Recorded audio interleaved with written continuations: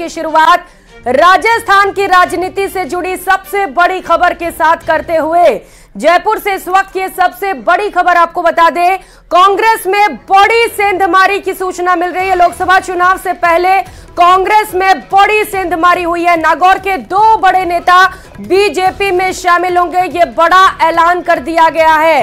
दो बड़े नेताओं पर अगर नजर डालें तो इनमें सबसे बड़े नेता रिछपाल मिर्धा और विजयपाल मिर्धा कल बीजेपी का दामन थामने वाले हैं, यानी कि कमल का हाथ थामने वाले हैं। 4 बार के विधायक रहे रिछपाल मिर्धा अब बीजेपी ज्वाइन करेंगे, ये बड़ी सूचना निकलकर सामने आ रही है। साथ ही साथ पूर्व विधायक विजयपाल मिर्धा भी अब भाजपा में ज्वाइनिंग करने वाले हैं। इस वक्त ये सबसे बड़ी खबर, लोकसभा चुनाव से पहले कांग्रेस को बड़ा झटका लगा है, जहां पर एक एक कर कई बड़े नेता लगातार भाजपा का दामन थामते हुए नजर आ रहे हैं। तो वही बड़ी सूचना कांग्रेस के लिए एक और बड़ा झटका लगने वाला है, जहां पर 2 और बड़े नेता मिर्धा परिवार अब बीजेपी में शामिल हो रहा है, जहां पर विजयपाल मिर्धा से लेकर रिछपाल मिर्धा भी बीजेपी ज्वाइन करने वाले हैं। डेगाना कार्यकर्ता सम्मेलन में यह बड़ा ऐलान कर दिया गया। ज्योति मिर्धा के बाद अब चाचा और भाई भी कांग्रेस का दामन छोड़ने वाले हैं। पिता पुत्र भतीजी की जोड़ी समीकरण बना सकती है। तो अब देखना होगा कि कितना फायदा बीजेपी को मिलता है मिर्धा परिवार के ज्वाइनिंग के बाद, क्योंकि अब लोकसभा चुनाव बेहद नजदीक है और ऐसे में कहा जा रहा है कि यह ज्वाइनिंग कई अलग अलग समीकरण साध सकते हैं। सुनाते हैं आपको क्या कुछ ऐलान किया गया। कार्यकर्ता के बीच में रहने वाला आदमी हूँ, हमारे मन में आ बात ही कि मैं जो कुछ भी निर्णय करूँ एक बार ओछा लंबा बड़ मारे लोगों ने बुलार मैं पूछ ले कि भाई मैं कोई राजनीतिक निर्णय करूं तो भी मैं थे हमारे साथ हो को नहीं हो, इतनी बात हम पूछ साथ हो मतलब हंगी 100% सहमति है, बस आई बात पूछ। और जकी भी बात साहब आप लोगों ने की 100% काम है कोई करा जका में साहब के जका मूल रूप वो कार्य करता है, जका हमारा युवा साथी है बैंक को फायदो हुई जो कोई निर्णय आप ले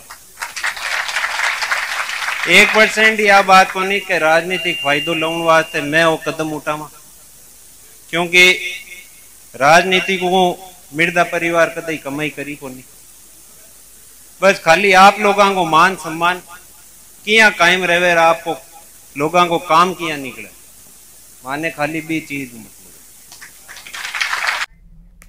नागौर से सहयोगी महेंद्र विष्णु इस वक्त सीधे हमारे साथ जुड़ चुके हैं इसी खबर पर ज्यादा अपडेट के साथ। महेंद्र, जोर का झटका जोरों से लग रहा है कांग्रेस को, कई बड़े नेता कांग्रेस छोड़ने को तैयार हैं। बिल्कुल ये कुछ ऐसा ही मामला है, बड़ा जोरदार झटका कांग्रेस को लगने वाला है। पिछले काफी समय से इस बात की चर्चा चल रही थी कि ज्योति मिर्धा के बाद उनके चाचा रिछपाल मिर्धा और उनके पुत्र विजयपाल मिर्धा भी बीजेपी में आने वाले हैं। हाँ। ये चर्चाएं विधानसभा चुनाव से पहले से ही चल रही थी, लेकिन अब आखिरकार वो समय आ चुका है जब रिछपाल मिर्धा और विजयपाल मिर्धा जल्द ही बीजेपी का दामन थाम लेंगे। आज डेगाना में कार्यकर्ता सम्मेलन बुलाया गया पिता पुत्र की जोड़ी ने, और इस सम्मेलन में रिछपाल मिर्धा और विजयपाल मिर्धा ने भावी राजनीतिक कदम को लेकर सहमति ली है और कार्यकर्ता पदाधिकारी आए हुए थे बड़ी संख्या में, उन्होंने इस बात की सहमति भी दे दी है। ये बड़ी अहम बात है कि उन्होंने कार्यकर्ताओं से इसे लेकर चर्चा करी और नागौर व राजसमंद लोकसभा सीट पर बड़े समीकरण इसे बनेंगे, बहुत सारा बदलाव आएगा, क्योंकि नागौर जिले में जो 10 विधानसभा सीटें उनमें से 2 सीटें राजसमंद लोकसभा क्षेत्र में आती है, डेगाना और मेड़ता। और मिर्धा परिवार के रिछपाल मिर्धा की जो राजनीतिक जमीन है वो डेगाना है, डेगाना में उनका प्रभाव क्षेत्र है और भारतीय जनता पार्टी के लिए ये एक अहम कदम होगा। बीजेपी कांग्रेस से कई कदम इसे आगे स्वतः ही निकल जाएगी, क्योंकि अजय किलक पहले से बीजेपी में है, वो विधायक है। अब अगर रिछपाल मिर्धा का परिवार ही बीजेपी में शामिल हो जाएगा तो फिर कांग्रेस में उस क्षेत्र में कोई बचेगा ही नहीं, एक तरीके से कांग्रेस की जमीन खाली हो जाएगी। सबसे अहम बात यह भी है कि जो नागौर लोकसभा क्षेत्र है यहाँ भी रिछपाल मिर्धा ज्योति मिर्धा का यह प्रभाव क्षेत्र है। रिछपाल मिर्धा 1990 से राजनीति कर रहे हैं और वो लगातार 4 बार एमएलए बने थे, एक रिकॉर्ड उन्होंने बनाया था। उसके बाद वो 2 चुनाव हार गए और पिछला चुनाव विजयपाल मिर्धा ने जीता, लेकिन इस बार वो विधायक नहीं बन पाए। तो ये राजनीतिक समीकरण जिले के इससे बहुत सारे बदलेंगे। ये रिचपाल मिर्दा, विजयपाल मिर्दा और ज्योति मिर्दा, ये तीनों नेता कांग्रेस के वरिष्ठ नेता रहे, नाथूराम मिर्दा की राजनीतिक विरासत को आगे बढ़ा रहे हैं। और इतने खांटी और कद्दावर नेता की जो राजनीतिक विरासत ये आगे की पीढ़ी है वही कांग्रेस को छोड़कर बीजेपी में आ रही है, तो फिर इससे बड़ा बदलाव तो होना तय मानिए। क्योंकि ज्योति मिर्दा तो विधानसभा चुनाव से पहले ही बीजेपी में आ चुकी, अब उनके परिवार के दूसरे सदस्य बीजेपी में आ रहे हैं, तो इससे नागौर जिले का जो जितना भी राजनीतिक समीकरण है वो बिल्कुल ही बदल जाएगा। नए हालात होंगे राजनीति के और इससे बीजेपी को लोकसभा चुनाव में फायदा मिलने की बड़ी उम्मीद है, क्योंकि ये बड़ा परिवार है जो आजादी के समय से ही ये राजनीति में सक्रिय है। अब अगर मिर्दा परिवार की बात करें तो केवल रामनिवास मिर्दा का परिवार ही कांग्रेस में बचेगा और ये मिर्दा परिवार के जो बड़े सदस्य हैं जो राजनीति में लगातार सक्रिय है ये बीजेपी में आएंगे, तो एक बीजेपी को इसका फायदा मिलेगा। एक अहम बात यह भी है कि विजयपाल मिर्दा पूर्व कृषि मंत्री लालचंद कटारिया के दामाद भी है, तो लालचंद कटारिया को लेकर भी ये चर्चा बार बार चली है कि वो बीजेपी नेताओं से मिल रहे हैं, वो भी बीजेपी ज्वाइन कर सकते हैं। ये समधी है रिचपाल मिर्दा और लालचंद कटारिया, तो इन पिता पुत्र की जोड़ी के साथ हो सकता है कि इनके समधी भी बीजेपी में आ जाए, तो इस तरह की चर्चाएं चल रही है। लेकिन आज रिचपाल मिर्दा और विजयपाल मिर्दा ने तो लगभग स्पष्ट ही कर दिया, केवल ये नाम नहीं लिया कि वो बीजेपी में शामिल होने वाले हैं, बाकी उन्होंने सारी चीजें कार्यकर्ताओं को इशारों ही इशारों में समझा दी। उन्होंने ये कह दिया कि वो एक नया राजनीतिक कदम उठा रहे हैं, बड़ा कदम उठाएंगे जो कार्यकर्ताओं के हित में होगा। और एक तरीके से कार्यकर्ताओं को भी पता है कि रिचपाल मिर्दा अब क्या करने वाले हैं और उन्होंने सहमति भी इसके लिए दे दी है। इसका फर्क नागौर व राजसमंद लोकसभा दोनों जगह पर पड़ेगा और कांग्रेस के लिए एक तरीके से ये नई मुसीबत हो गई है। जब जिले के बड़े नेता ही अगर पार्टी छोड़ देंगे तो फिर जमीन कांग्रेस की निश्चित तौर पर खिसकेगी। बिल्कुल कांग्रेस की जमीन खिसकेगी, बड़ा झटका लगा है और निश्चित तौर पर बीजेपी को मजबूती भी मिलेगी। पिता पुत्र और भतीजी की, जैसा कि आप बता रहे हैं कि जोड़ी नए समीकरण भी बना रही है, कब तक ज्वाइनिंग करेंगे? क्योंकि कहा जा रहा है कल ज्वाइन कर सकते हैं बीजेपी, से लेकर कोई अपडेट है क्या आपके पास महेंद्र? बिल्कुल, यहाँ जो डेगाना में कार्यकर्ता सम्मेलन हुआ उसमें समय इन्होंने नहीं बताया, लेकिन इस सम्मेलन के तुरंत बाद पिता पुत्र दोनों जयपुर निकल गए, तो इससे कयास ये लगाए जा रहे हैं कि एक दो दिन में ही वो बीजेपी ज्वाइन कर सकते हैं। इसमें एक अहम बात ये भी जोड़ना चाहते हैं कि जो तेजपाल मिर्दा है, जो रिचपाल मिर्दा के भतीजे हैं, उन्होंने भी खिंवसर से कांग्रेस की टिकट पर चुनाव लड़ा था, वो भी इसी परिवार के सदस्य है। तो ये कोई चौंकाने वाली बात नहीं होगी कि आने वाले दिनों में वो भी कोई अपने चाचा और अपनी बहन की तरह कोई निर्णय ले सकते हैं। तो ये बड़ा राजनीतिक बदलाव नागौर जिले में हो जाएगा। जिन्होंने कांग्रेस की टिकट पर चुनाव लड़े वो बीजेपी में आ रहे हैं। रिचपाल मिर्दा 4 बार विधायक रहे, बड़ा उनका कद है नागौर जिले की राजनीति में, और वीर तेजाजी कल्याण बोर्ड का अध्यक्ष भी उन्हें पिछली सरकार ने, पूर्व मुख्यमंत्री अशोक गहलोत ने बनाया था। लेकिन अब परिस्थितियां बदल गई है, तमाम तरह के राजनीतिक हालात ऐसे हैं कि जो भतीजी उनकी बीजेपी में आ गई, तो शायद इन्होंने भी यही ठीक समझा कि अब उनका पूरा परिवार ही बीजेपी में जा रहा है, तो हम भी बीजेपी ज्वाइन कर लेते हैं। और राजसमंद और नागौर लोकसभा दोनों ही जगह राजनीतिक समीकरण इससे बिल्कुल बदल जाएंगे, नए सिनेरियो बनेंगे और बीजेपी को इससे फायदा होने की बड़ी उम्मीद है। जी बिल्कुल बिल्कुल महेंद्र, फायदा होने की बड़ी उम्मीद। अब देखना होगा नतीजों के बाद कि कितना फायदा पहुंचता है इससे। बहुत शुक्रिया आपका महेंद्र तमाम जानकारियों के लिए।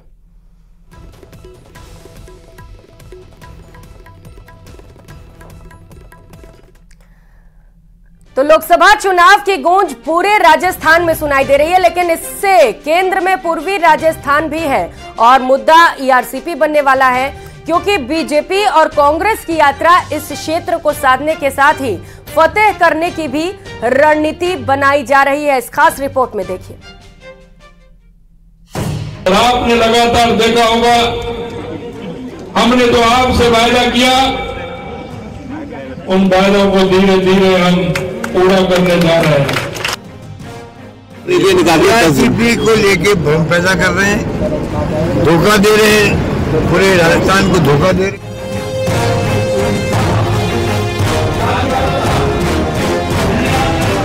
ये लोकसभा चुनाव का मैदान सभी नेताओं की सियासी दहाड़ है। मरधुरा को भेदने के लिए हर सियासी चाल चली जा रही है और इसके लिए बीजेपी के पास ईआरसीपी का एक बड़ा मुद्दा है। सीएम भजनलाल शर्मा पूर्वी राजस्थान के 7 जिलों में आभार यात्रा पर हैं। धौलपुर, करौली, गंगापुर सिटी, सवाई माधोपुर, लालसोट, निवाई, चाकसू को आभार यात्रा के जरिए साधा जा रहा। हालांकि सीएम भजनलाल शर्मा के साथ केंद्रीय जल शक्ति मंत्री गजेंद्र सिंह शेखावत भी हैं। वहीं रविवार को ही राहुल गांधी की न्याय यात्रा भी राजस्थान में होगी। एक तरफ सीएम भजनलाल शर्मा की आभार यात्रा, दूसरी तरफ कांग्रेस की न्याय यात्रा। पूर्वी राजस्थान का सियासी पारा बढ़ा है। दोनों तरफ से ही लक्ष्य लोकसभा चुनाव है। सभी की नजर राजस्थान की 25 सीटों को साधने की। बीजेपी जहां इस बार हर हाल में हैट्रिक लगाने की तैयारी में, तो वहीं कांग्रेस के सामने भी खाता खोलने की चुनौती होगी। ऐसे में कांग्रेस और बीजेपी दोनों के लिए पूर्वी राजस्थान एक बड़ा सियासी मैदान बनने वाला है, क्योंकि इस क्षेत्र में ही ईआरसीपी का सबसे ज्यादा शोर है। हालांकि पिछली सरकार में भी अशोक गहलोत ने भी ईआरसीपी पर कई बड़ी घोषणाएं की, लेकिन इस बार बारी बीजेपी की, जिसकी कमान राजस्थान में सीएम भजनलाल ने संभाल रखी है और इसी को लेकर आभार यात्रा भी निकाली जा रही। आपने लगातार देखा होगा, हमने तो आपसे वायदा किया, उन वायदों को धीरे धीरे हम पूरा करने जा रहे हैं। अब नया नाम देकर के आभार यात्रा निकाल रहे हैं। तमाम बकवास है, धोखा है, कोई काम आगे बढ़ने वाला नहीं है। वहीं इस मुद्दे पर जल मंत्री गजेंद्र सिंह शेखावत भी सक्रिय हैं और अब आभार यात्रा में शामिल हो चुके हैं। शेखावत ने इस मुद्दे को जमकर भुनाया, साथ ही कांग्रेस पर हमलावर भी रहे, क्योंकि जोधपुर में शेखावत और गहलोत की सियासी अदावत काफी पुरानी है। लेकिन दुर्भाग्य से राजस्थान में पिछले 5 साल तक जो सरकार थी, वो सरकार जन हितैषी काम को करने के बजाय इन सब के माध्यम से योजनाओं का इम्प्लीमेंटेशन राजनीतिक लाभ के द्वारा के लिए करना चाहते थे। उनके लिए गरीब का जीवन में परिवर्तन लाना या उसके लिए योजना बनाना प्राथमिकता नहीं थी। उसके लिए प्राथमिकता थी कि वोटों को किस तरह से सुदृढ़ किया जा सकता है, वोट बैंक किस तरह से बढ़ाया जा सकता है। इस सियासी माहौल में लोगों की भीड़ भी जमकर उमड़ रही। सीएम की आभार यात्रा जब करौली पहुंची तो ब्राह्मण समाज ने सिक्कों से तौलकर सीएम का स्वागत किया। हालांकि ईआरसीपी को लेकर राजस्थान को एमपी के बीच एमओयू भी हो चुका, जिसमें दोनों सरकारों के बीच पार्वती, काली सिंध और चंबल रिवर लिंक परियोजना पर सहमति बन चुकी। इससे इन तीनों नदियों को जोड़कर दोनों राज्यों के 26 जिलों के लोगों को सीधा लाभ मिलेगा।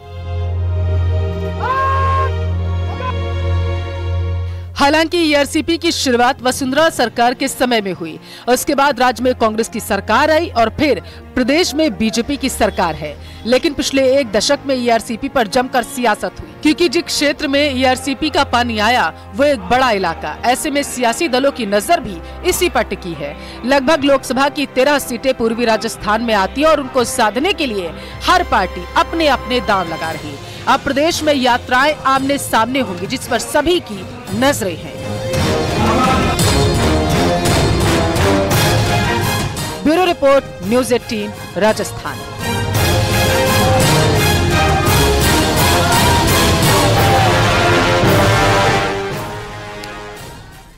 उधर ईआरसीपी को लेकर मुख्यमंत्री भजनलाल शर्मा एक्शन मोड में है और ताबड़तोड़ जिलों का दौरा कर रहे हैं। इसी दौरान उन्होंने धौलपुर के बाड़ी में जनसभा की और कांग्रेस पर जमकर निशाना साधा।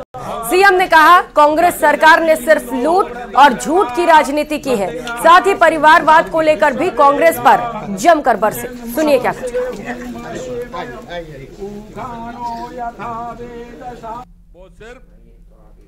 लूट और झूठ की राजनीति करते थे, गरीब को गरीब का सपना दिखा करके राजनीति करते थे।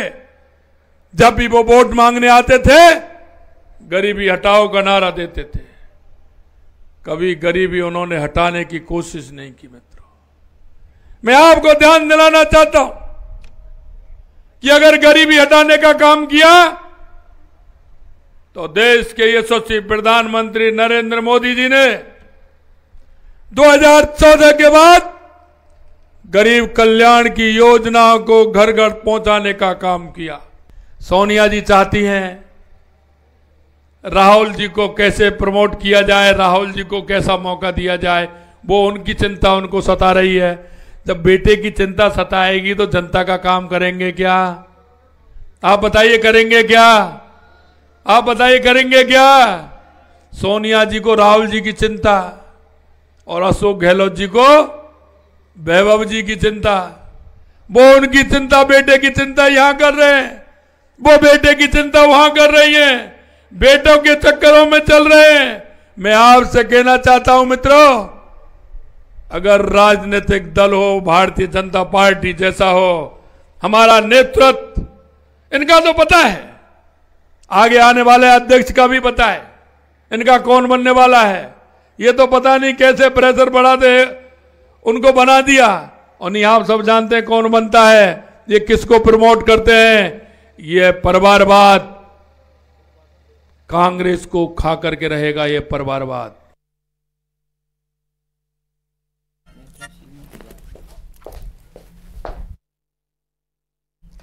और अगली खबर जयपुर से है। बीजेपी ने लोकसभा सीटों को फतेह करने की जिम्मेदारी पूर्व मंत्री प्रभुलाल सैनी को दे दी है। सैनी को कुल 4 जिलों का क्लस्टर प्रभारी बनाया गया है। वहीं नई जिम्मेदारी मिलने के बाद पीएम मोदी की योजनाओं के दम पर एक बार फिर से मेवाड़ वागड़ की सभी लोकसभा सीटों पर भाजपा जीतने का दावा भी कर रही है। सैनी ने कहा कि सबको साथ लेकर बीजेपी के तमाम अभियान और केंद्र की योजनाओं को जनता के बीच लेकर जाएंगे और काम के आधार पर फिर से बीजेपी को जिताने की अपील करेंगे।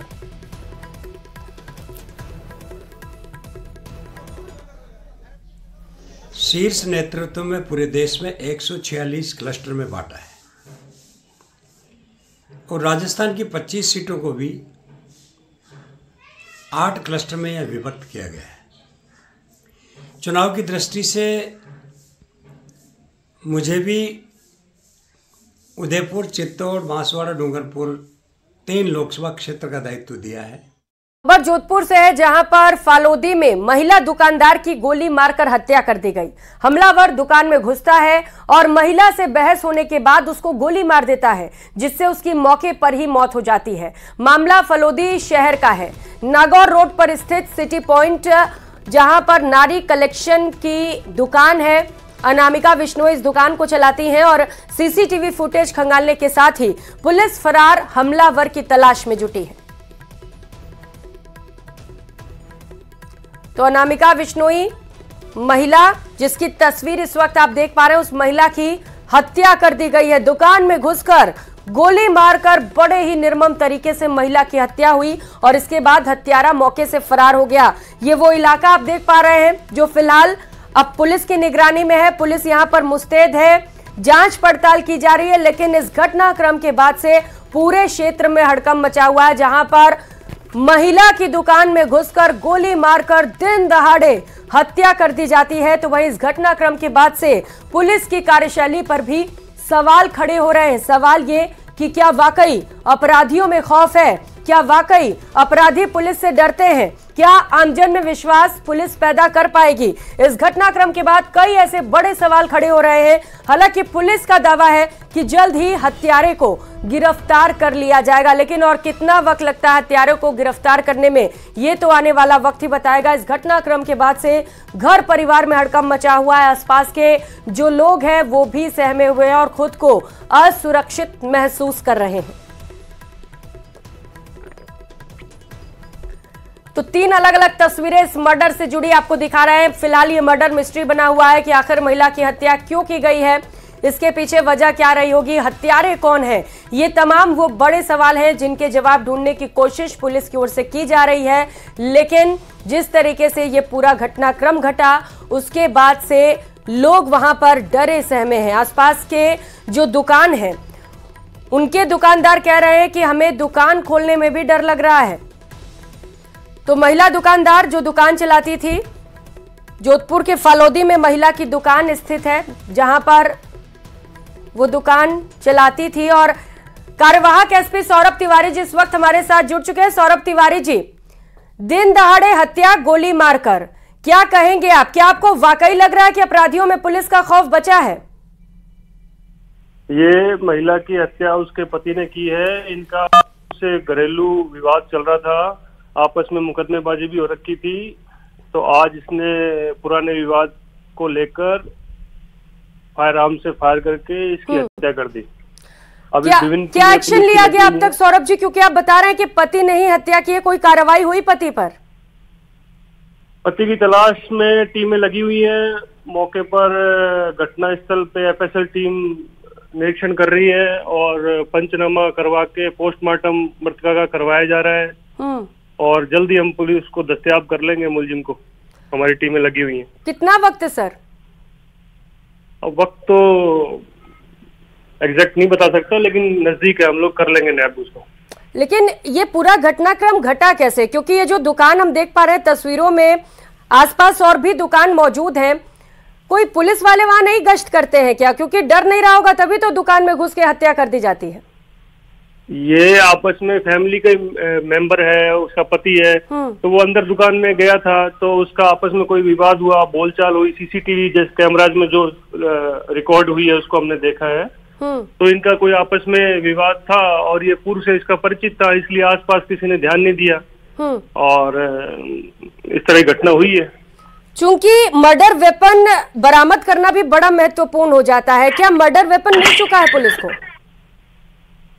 घटना स्थल पे खाली खोल मिले कारतूस का और अभी जब उसको नैब करेंगे, डिटेन करेंगे, तब उसके बारे में इन्वेस्टिगेट करके वो जरूर वेपन को हम लोग ले लेंगे अपनी कस्टडी में और बरामद करेंगे। सर, लोग डरे हुए इस घटनाक्रम के बाद, कुछ कहना चाहेंगे लोगों को?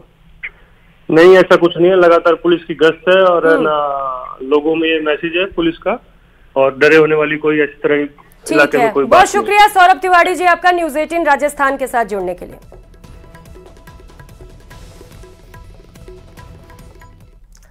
और उत्तर प्रदेश के डिप्टी सीएम केशव प्रसाद मौर्य झुंझुनू के दौरे पर रहे। उन्होंने नवलगढ़ विधानसभा क्षेत्र के चिराना गांव में अलवर और झुंझुनू लोकसभा क्षेत्र की संयुक्त क्लस्टर बैठक ली। इस मौके पर अलवर और झुंझुनू जिले के चुनाव प्रबंधन समिति और कोर कमेटी के सदस्य भी शामिल हुए। करीब 1.5 घंटे तक चली बैठक में डिप्टी सीएम केशव प्रसाद मौर्य के अलावा क्लस्टर प्रभारी डॉक्टर अरुण चतुर्वेदी, लक्ष्मीकांत भारद्वाज, भाजपा प्रदेश उपाध्यक्ष संतोष अहलावत, अलवर लोकसभा प्रभारी और जलदाय मंत्री सुरेश सिंह रावत, अलवर उत्तर जिलाध्यक्ष उमेद भाया, अलवर दक्षिण जिलाध्यक्ष अशोक गुप्ता, झुंझुनू जिलाध्यक्ष पवन मावंडिया और झुंझुनू लोकसभा क्षेत्र के प्रभारी और तिजारा से विधायक बाबा बालकनाथ भी शामिल हुए। इस मौके पर केशव प्रसाद मौर्य ने कहा कि भाजपा के 2 वैचारिक मुद्दे थे, जम्मू कश्मीर में अनुच्छेद 370 हटे और अयोध्या में भव्य रामलला का मंदिर बने। 543 लोकसभा सीटों को 157 क्लस्टर में बांट करके चुनाव की जो प्रबंध समिति है, जो पार्टी का कोर ग्रुप है, उनके साथ बैठकों का आयोजन कर रही है। आज उसी के क्रम में झुंझुनू और अलवर की एक बैठक है, सीकर लोकसभा की अलग बैठक है, वहाँ कार्यकर्ता सम्मेलन है और कार्यकर्ताओं की तैयारी चुस्त और दुरुस्त है। हम लोग राजस्थान की सभी 25 सीटें बहुत बड़े बड़े अंतर से जीतेंगे। माननीय नरेंद्र मोदी जी के नाम की एक आंधी चल रही है, सुनामी चल रही है, अगर कहूँ तो कोई। और राहुल गांधी की भारत जोड़ो न्याय यात्रा का दूसरा फेज 6 मार्च को राजस्थान के बांसवाड़ा जिले में प्रवेश करेगी। इधर यात्रा की तैयारी को लेकर डूंगरपुर में कांग्रेस कार्यालय में बैठक हुई और तैयारियों को लेकर चर्चा की गई। बैठक में एआईसीसी के सदस्य और डूंगरपुर से विधायक गणेश गोगरा, पूर्व सांसद ताराचंद भगोरा, पूर्व राज्य मंत्री डॉक्टर शंकर यादव सहित कई कांग्रेसी नेता मौजूद रहे। राहुल गांधी जी भारत जोड़ो न्याय यात्रा निकाल रहे हैं। हमारे डूंगरपुर बांसवाड़ा में 6 तारीख को यात्रा प्रवेश करेगी। इसमें हमने ज़्यादा से ज़्यादा लोगों को बांसवाड़ा इस यात्रा में कैसे सम्मिलित किया जाए, इसी हमने चर्चा की और 29 तारीख को डूंगरपुर जिले में ही हम एक यात्रा निकालेंगे, वाहन से यात्रा निकालेंगे और लोगों को जागरूक करेंगे और लोगों को इस यात्रा में सम्मिलित होने के लिए आह्वान करेंगे। और अब बात धर्मांतरण के इंटरनेशनल साजिश की करेंगे। क्या राजस्थान में धर्मांतरण का गोरख धंधा चल रहा है? क्या धर्म के नाम पर धर्मांतरण का खेल खेला जा रहा है? हालांकि पूरी सरकार इस मामले पर सख्त है और इसकी चिंता खुद विधानसभा स्पीकर ने भी जताई है। हमारी ये खास रिपोर्ट देखिए। धर्मांतरण का क्या है सच?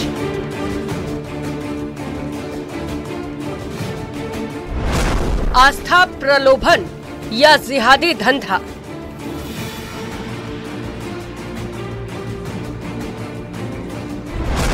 धर्मांतरण पर सरकार सख्त। सीनियर सेकेंडरी स्कूल की एक बालिका की टीसी में उसका नाम हिंदू होने के बावजूद भी इस्लाम लिख दिया गया। वहां लव जिहाद का षड्यंत्र चल रहा है। 2 अध्यापकों को तो निलंबित कर दिया है। ये पीड़ित है, इनके साथ धर्मांतरण का गंदा खेल खेला गया है, लेकिन अब इनकी आवाज सरकार तक पहुंच गई है। क्योंकि कुछ भी कहें, जिस तरह से राजस्थान के माहौल में धर्म परिवर्तन का खेल खेला जा रहा है, उसने सरकार को भी हिला दिया है। एक के बाद एक धर्मांतरण और लव जिहाद के मामलों के बाद सरकार पूरे एक्शन में है। खुद विधानसभा स्पीकर वासुदेव देवनानी भी इन घटनाओं से चिंतित हैं। स्पीकर का मानना है कि सिर्फ ये धर्मांतरण नहीं, बल्कि राजस्थानांतरण है। इस प्रकार की गतिविधियां जो केवल धर्मांतरण नहीं है, राष्ट्रांतरण है। इसके कारण से जो धर्मांतरण लोग कर रहे हैं और जो धर्मांतरण होते हैं, वे लोग लालच प्रलोभन के कारण ऐसी शक्तियां कर रही हैं जो मूलतः राष्ट्र विरोधी है। ऐसी शक्तियों के लिए कानून बनना चाहिए और सरकार को कठोर कदम उठाने चाहिए। एक दायरे में ये बात कुछ गवाही भी देती है, क्योंकि भरतपुर के चिकसाना में करीब 20,000 लोगों का धर्म परिवर्तन हो चुका है। अजय नाम के एक शख्स के घर पर धर्म परिवर्तन का गोरख धंधा चल रहा था। 3 लोगों को धर्म परिवर्तन के सर्टिफिकेट दिए जा चुके थे, लेकिन इस बीच जैसे ही लोगों को धर्मांतरण गैंग की जानकारी मिली, सब के सब उस घर की तरफ दौड़ पड़े। मामले का खुलासा विश्व हिंदू परिषद के जिला अध्यक्ष ने मौके पर पहुंचकर किया, जहां से पैसों के हिसाब किताब और कई सारे सर्टिफिकेट्स भी बरामद हुए हैं। खुलासा हुआ कि धर्म परिवर्तन के लिए दलाल को 10,000 रुपए दिए जाते थे और ये काम पिछले 3 साल से चल रहा था, लेकिन किसी को कानो कान भनक तक नहीं लगी। इस गैंग का सरगना विजेंद्र सिंह नाम का शख्स है, जो कार्यक्रम के हिसाब से पैसे तय करता था और इसके लिए पूरी फंडिंग चंडीगढ़ से की जाती थी। कोटा के सांगोद कस्बे के पास खजूरी राजकीय उच्च माध्यमिक विद्यालय में भी लव जिहाद और धर्मांतरण का खेल चल रहा था। इतना ही नहीं, एक हिंदू छात्रा के धर्म कॉलम में मुस्लिम बताया गया। पहले आप इस एडमिट कार्ड को देख लीजिए। हिंदू छात्रा के धर्म कॉलम में मुस्लिम लिखा हुआ है। सामने आया है कि एक हिंदू छात्रा के परीक्षा फॉर्म में साल 2019 से धर्म के कॉलम में शिक्षक फिरोज इस्लाम लिख रहा था। विद्यालय में जबरन नमाज अदा कराने और धर्मांतरण टूल किट अप्लाई करने की शिकायतें मिली हैं। हैरानी की बात तो ये है कि बाद में इसी छात्रा का अपहरण भी कर लिया जाता है। ये घटनाएं तो सिर्फ कुछ ही है, इसकी एक लंबी लिस्ट है, जिसको देखकर विधानसभा स्पीकर ने चिंता जाहिर की है। साथ ही इसे एक बड़ी साजिश भी बताया है। इसके पीछे कई अंतर्राष्ट्रीय ताकतें भी हैं, राष्ट्र विरोधी ताकतें हैं, जो भारत को कमजोर करना चाहती है। वह पहले से सक्रिय है, लेकिन सरकारें केंद्र में केंद्रीय सरकार इस पर मजबूत है। पिछले कई प्रांतों में जो डबल इंजन की सरकार है, उस पर इस पे काफी प्रकार की कमी आई है, रोक लगी है। अब यहाँ भी डबल इंजन की सरकार बनी है, मुझे लगता है कि यहाँ भी कमी आएगी और कमी। लेकिन बड़ा सवाल है कि धर्मांतरण का धंधा खत्म कैसे होगा। दूसरा बड़ा सवाल ये कि इस साजिश में और कितने लोग शामिल हैं। Bureau report, news 18 Rajasthan. और अब एक नजर 5 मिनट में 50 बड़ों खबरों पर।